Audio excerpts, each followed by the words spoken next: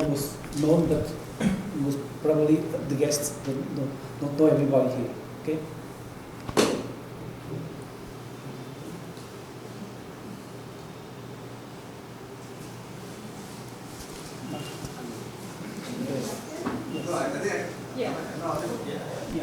So, Dale Menezes, I'm PhD student in history. I was struck by your comment, Nuno, that you've never seen the defense system on the scale anywhere in the world. Could you elaborate on that? Like I was thinking. Sorry, okay. Hi, Dale Menezes. I'm a PhD student in history. I was struck by your comment about the defense architecture being so dense and so on the scale for a territory like here. And I was immediately thinking about, well, what about Batavia, what about Malacca, Macau, wherever. So could you elaborate a little bit on why we see such a dense scale? I'm sorry, do you want me to? We can answer in Portuguese. Yeah, yes. Yes, we are going to ask Professor Walter because he has not to say anything else, and he was also there to. I'll answer this question. Great. Whoever wants to answer, that's fine. Okay, as long as the answer is good.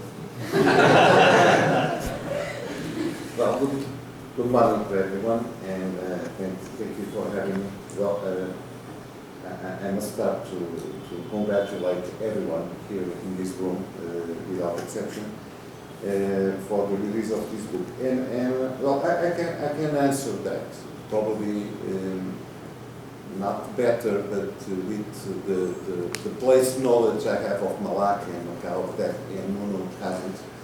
I've been one of the supervisors, so I accompanied work. And in fact, I think Nuno was not referring only to the Portuguese influenced world, but on a worldwide scale. Yeah. But inside the Portuguese influenced world, in fact, there isn't a system, a defensive system with the scale and size of this of Goa. Even in Brazil, for different reasons, because in Brazil you have such a large territory that you cannot defend it with this kind of system. Macau is a small island with some fort inside it. And we have systems like this in the province of the north, but small-scale buildings. But here, well, we have a 20 kilometers wall, extension wall, about, I wrote about that, it's 18 kilometers. More 8 in the Tiffin case. Yes, I will talk about that. So, as you could imagine, the Portuguese never built a wall with 18 kilometers, except here in Goa. Of course, it has been demolished because I think Panjin has been built in a larger scale with the stones that have been dismounted in the wall. But I made the first survey on that with Sigmund, and you still have all the details on it, and so it is possible to draw that wall. And for me, it is so the old Goa wall, it's 18 kilometers. For me, it's not a surprise in Nuno's thesis, but it has been a surprise to see the Colval Tivin wall, that it has 8 kilometers. And it has been a surprise because it also builds a new channel, so the channel we have there is not the natural channel, it has been open. So if we add to that all the other forts, even we are forgetting Rechol, we are forgetting the smaller ones that we have also in the territory, and of course Reis Magos and Guada. So there is nothing that could be compared to all that system if we had that. And I think one of the things that is impossible to see in this book, even in the Portuguese version, are the drawings, because the full the Nuno makes a full survey of all the forts with an architectural precision. So the drawings are very precise.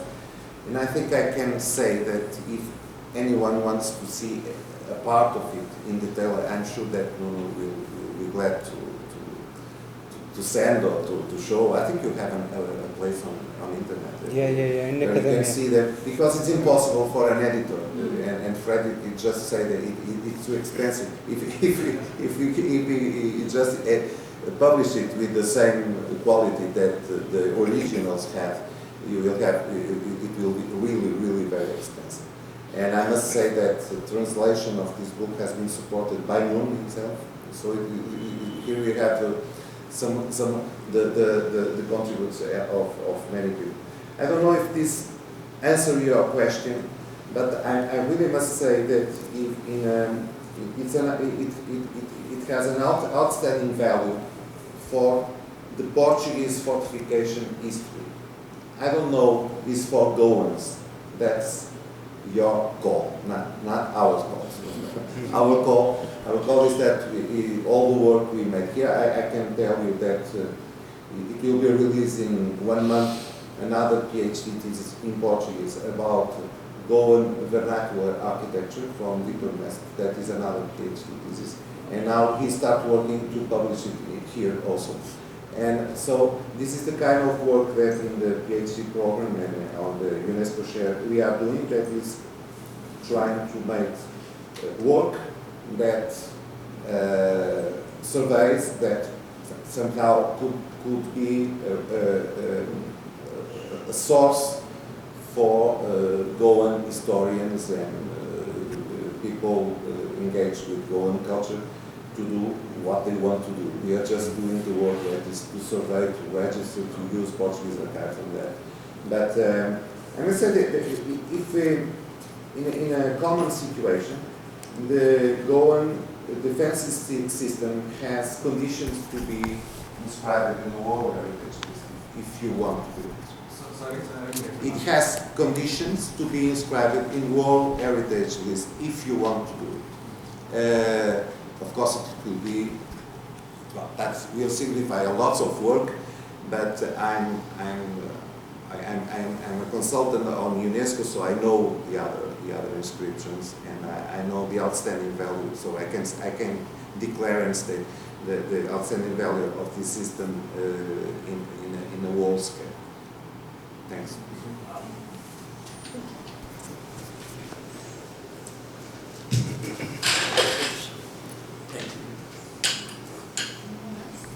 People wondered why.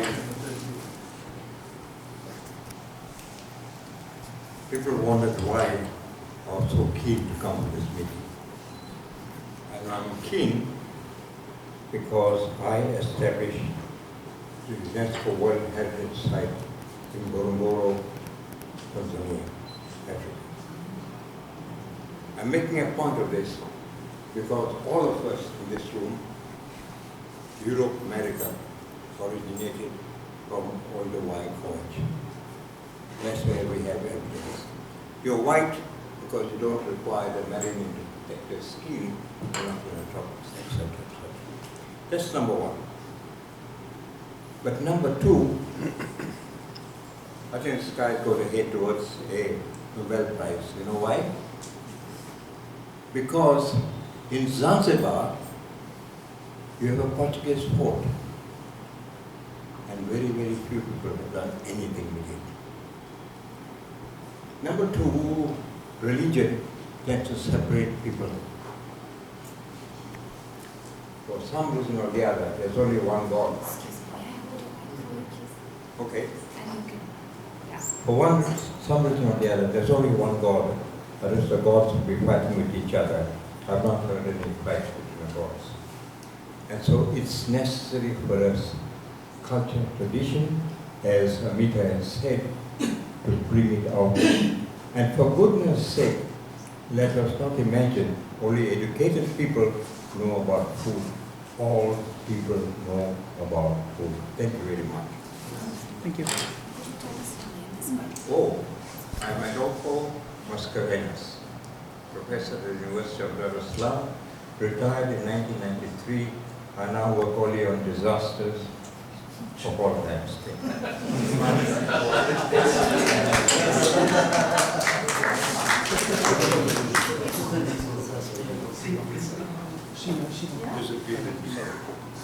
Hello.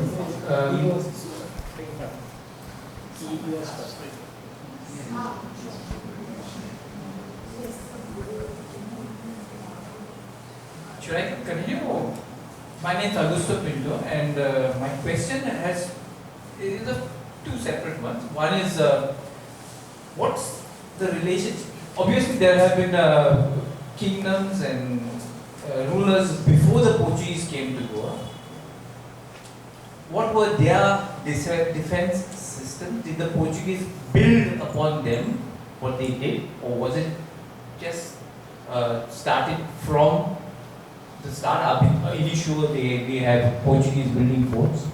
The second is there a relation between the forts and the vernacular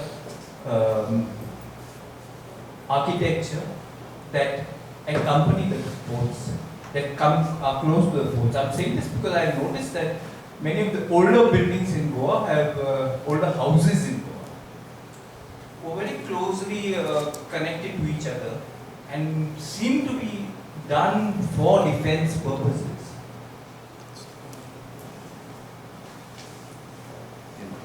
Can I read it?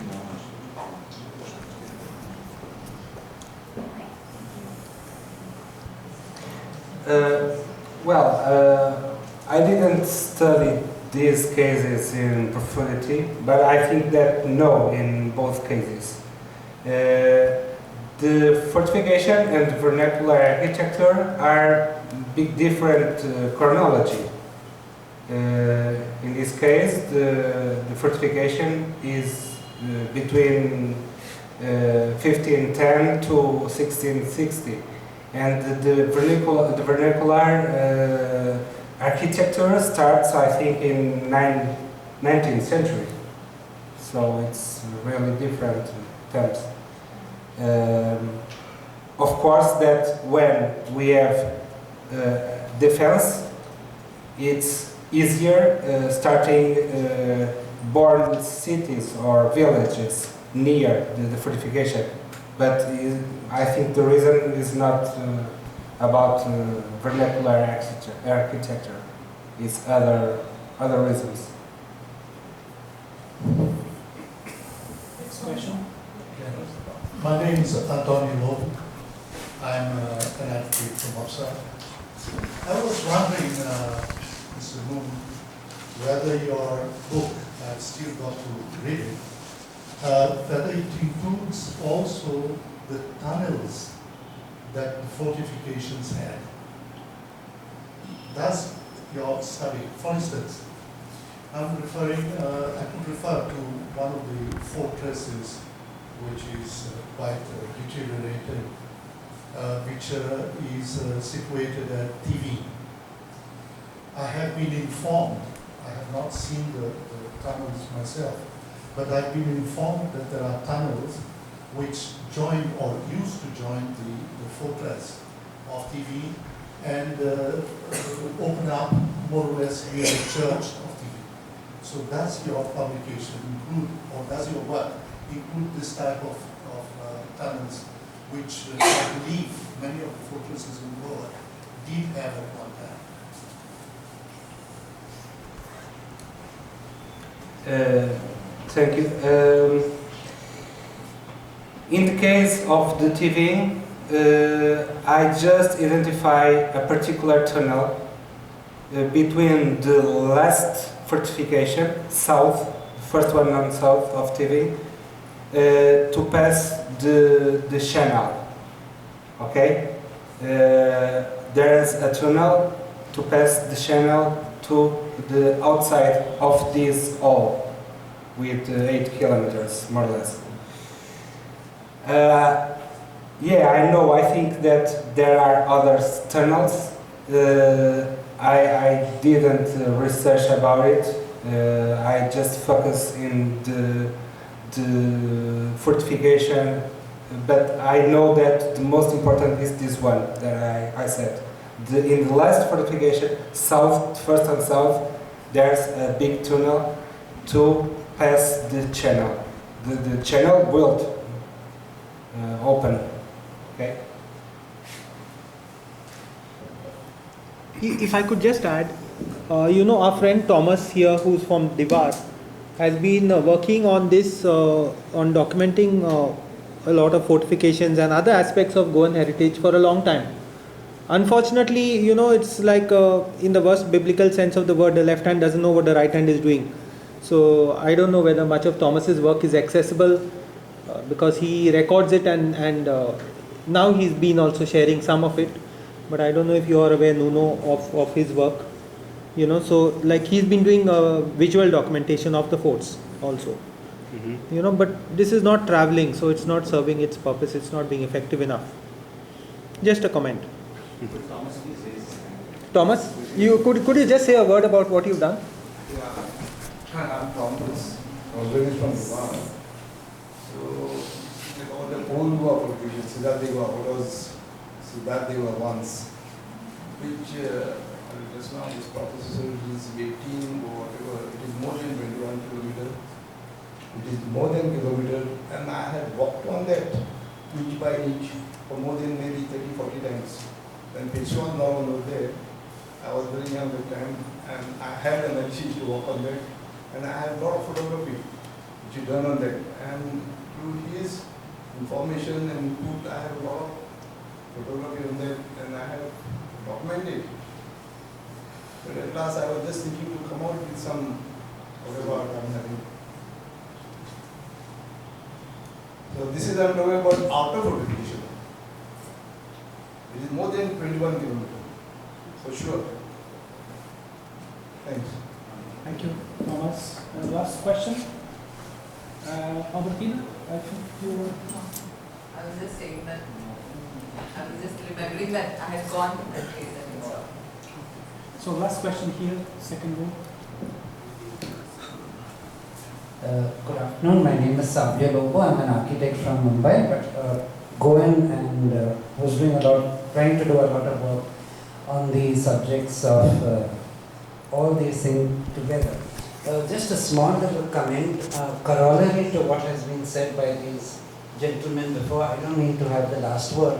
I just feel that we're all doing work in a rather isolated manner.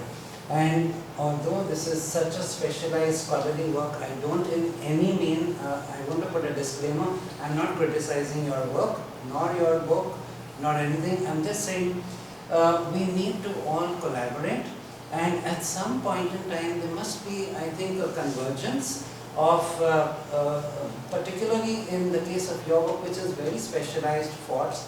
I, for example, would never ever think of a fort without a means of access, accessibility either from the historical point of view, where it was basically maritime, or it was a defense system which had to protect against marauding invaders, which means local people. I'm trying to be as specific as possible, which also would include settlements either within or without the fort, which include places of historical interest or places of administration, where earlier kingdoms may have had some kind of administrative sections. So I just want to know, we are living in an internet, digitally informed world where everything is so accessible. I would love to have some kind of interface, because I am working on something in Bombay as well as in Goa, where access to the forts in Bombay, which number more than 1 dozen, there are issues, for example, where it is under military control, Navy or Army and things like that. You have the Reshma First Fort here, which is under defense.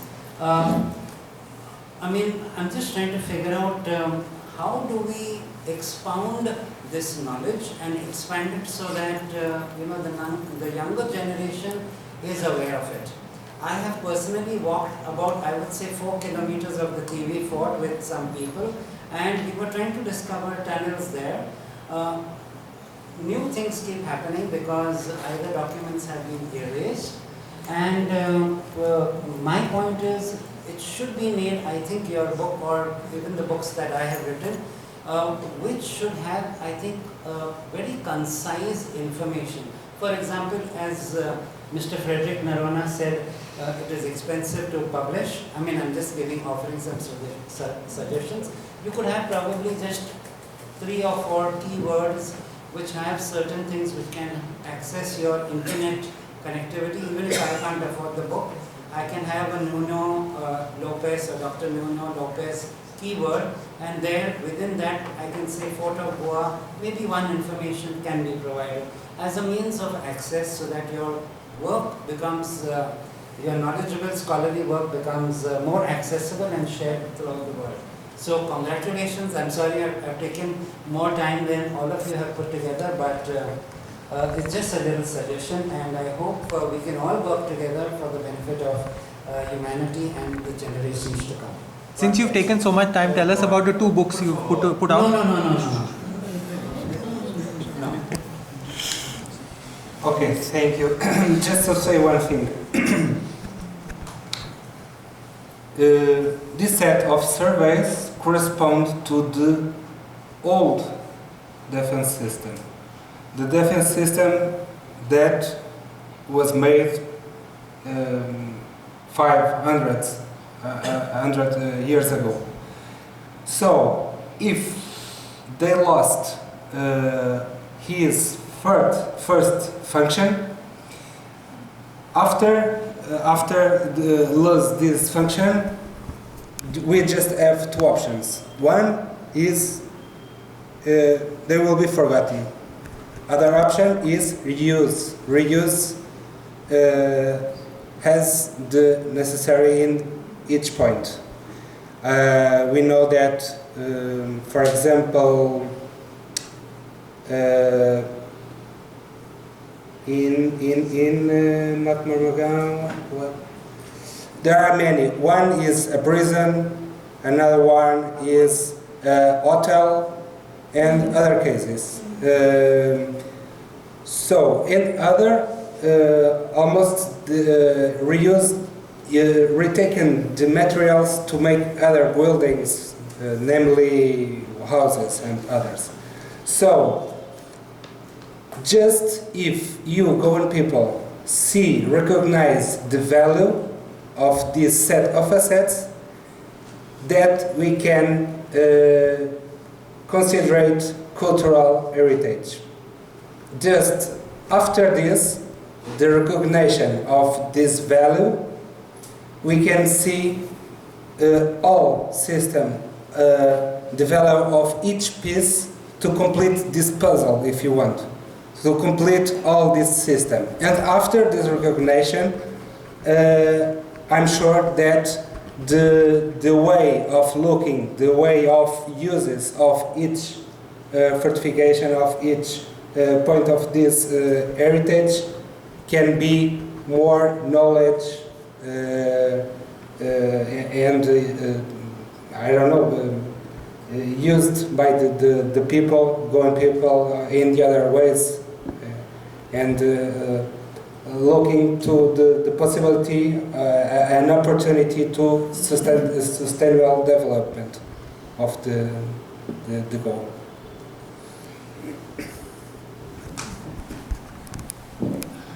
Well, before we end this book launch, I would like just to request again Professor Walter Ross to make the last comment on this event. Oh, thank you. I just want to formulate, it's not a statement, but to formulate a wish. I think we have about this system, I'm not talking about specific buildings, of course, about the Fort of Aguada, Fort, or any other fort. We have small texts or that have been written and published before, but I think after the first contribution of Anita with her book on the forts. But now with this from Nuno, we have not, I think that the work has just started. This is not the definitive point that somehow in the line that has just been said. This is the part important point. I used to say that when I wrote that volume from the Lincoln Foundation, I had it to the Asia volume, and we made the launch here. And I finished the introduction of the book saying that its success depends on how quickly it became outdated. And I think the same could be said to this book of Nuno, that the success of the book will depend on how quick you are able to update it, to see some things that are wrong, to add information. And that will mean that both efforts will be compensated. Because we can, of course, Nuno, seated in a place around Porto, cannot do that work of looking here for the channel, for the tunnels and all that. But of course, it could be interesting that, a tourist, cultural local that could, let's make a Saturday afternoon walk by the TV walls, or that could be a contribute to enlarge the knowledge on that, and also to enlarge the conscience about the relevance it has. And so that's my wish, is that this could be the starting point and not at all the definitive point about the fortification systems. And and thank you all for the opportunity.